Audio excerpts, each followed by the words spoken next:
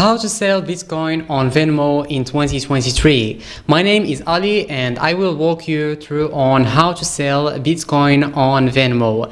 It's not something difficult at all. It's so easy, just some simple steps that you need to follow and you're gonna be able to sell Bitcoin on Venmo. Okay, so don't panic or don't worry because as I told you, just some simple steps that you need to follow and you're gonna be able to sell Bitcoin on Venmo app. Okay, so the first thing that we need to do is to go to your phone, and after going to your phone, go to Venmo app and open it.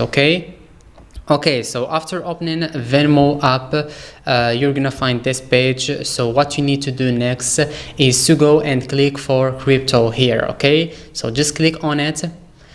Alright, after clicking on crypto, you're gonna find Bitcoin here, Ethereum, you're gonna find this 4 crypto or 5, and you're gonna find your balance. Okay, so for us, we want to sell Bitcoin. Okay, so I have a balance of Bitcoin and I want to sell it.